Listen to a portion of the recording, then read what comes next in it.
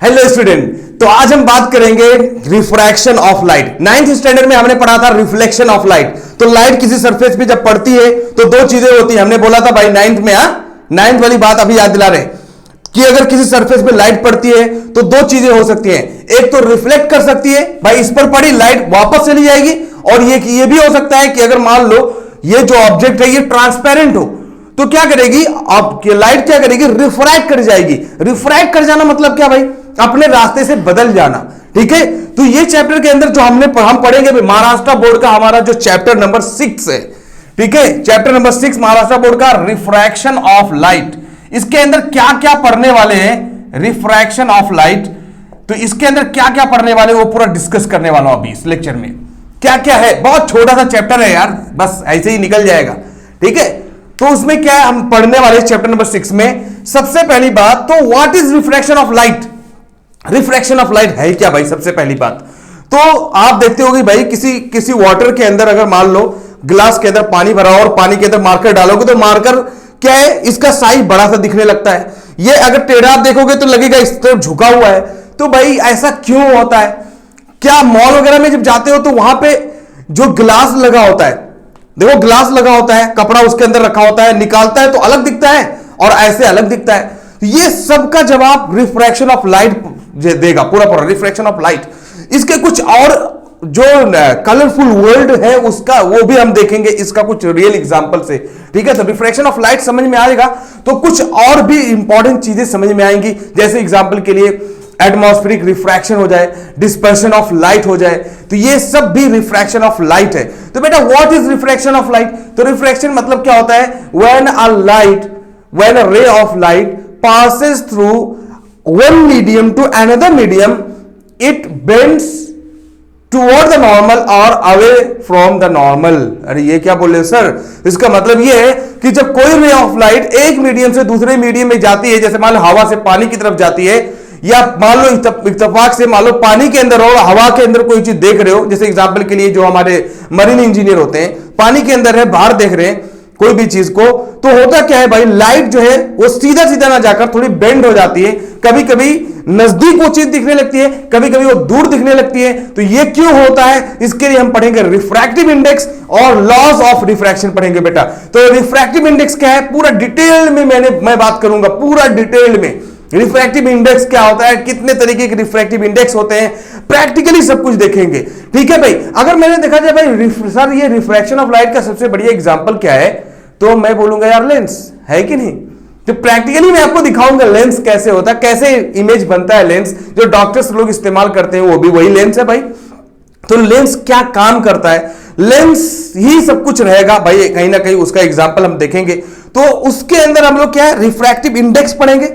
Refractive index जब आपको समझ में आ जाएगा तो एक वर्ड ये जो हमारा बहुत ज्यादा सबसे पहली बात, तो इसके अंदर हम लोग पढ़ेंगे लॉज ऑफ रिफ्रैक्शन।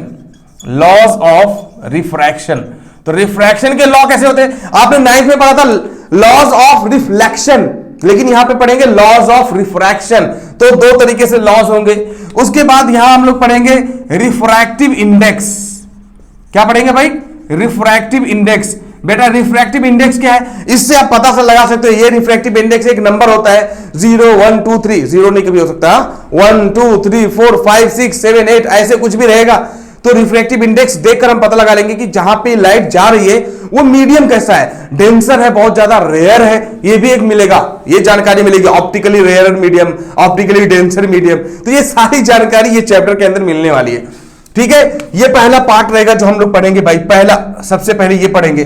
दूसरा हमारा जो पॉइंट रहेगा भाई इसके अंदर वो हमारा रहेगा रिफ्रैक्शन ऑफ लाइट। क्या रहेगा, रिफ्रैक्शन ऑफ लाइट।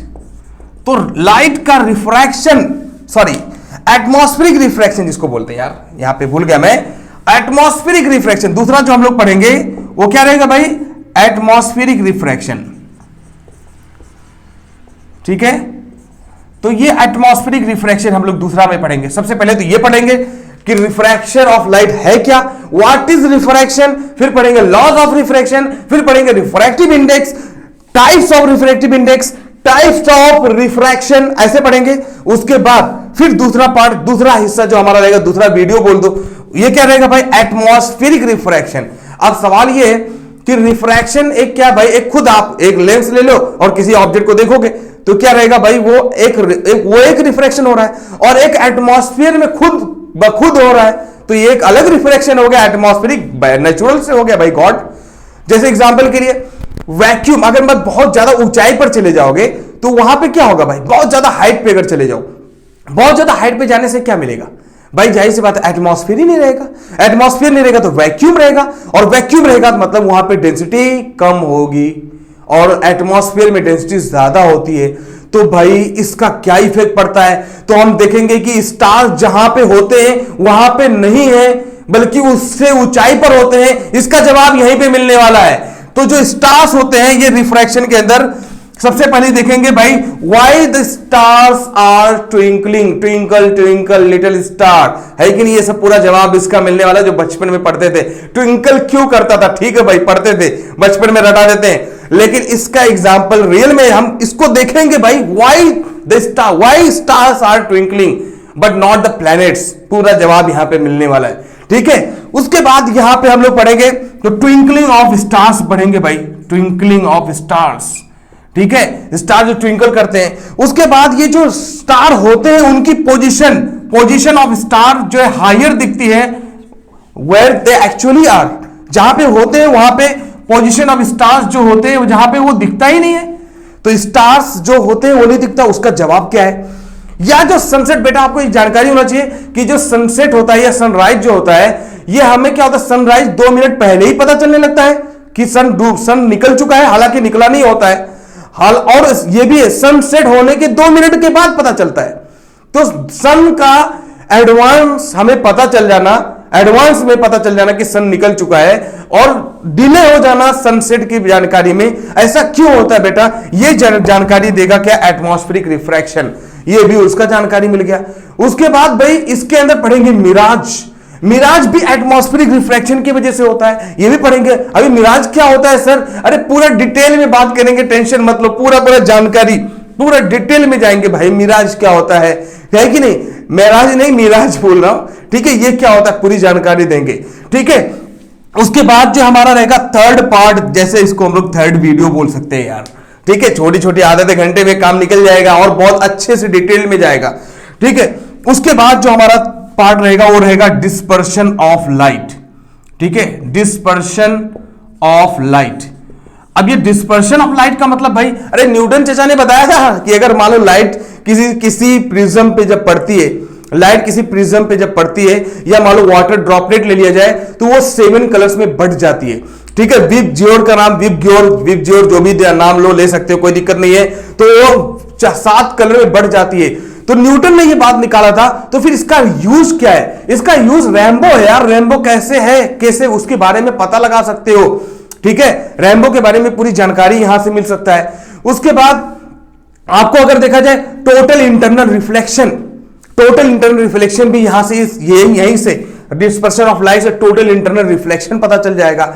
लाइट के अंदर लाइट जो होती है वो 7 जो व्हाइट कलर होती है वो 7 कलर्स का मिक्सचर है, अगर उन मिक्सचर को मिला दिया जाए तो फिर व्हाइट लाइट बन जाएगी। ये सब जानकारी इसके अंदर मिलने वाला है यार, ये डिस्पर्शन ऑफ लाइट के अंदर, ठीक है। और मिराज भी इन टोटल इंटरनल रिफ्लेक्शन की ही वजह से होता है कि मान लो पेड़ इधर कहीं है और ऐसा लगेगा जैसे पेड़ नीचे है, ठीक है, उसका रिफ्लेक्शन दिखने लगेगा, जैसे लगेगा जैसे पानी है। कभी कभी हाईवे पे जब चलो तो ऐसा लगता है कि जैसे पानी है आगे, लेकिन ऐसा होता नहीं है। सब कुछ ये सारी जानकारी refraction of light chapter number 6 के अंदर पता चलेगा, ठीक है। तो नेक्स्ट वीडियो में मिलते हैं पूरे जोश के साथ रिफ्रैक्शन ऑफ लाइट पढ़ने के लिए, ठीक है, उसका पूरा डिटेल में जाने के लिए। Okay, thank you.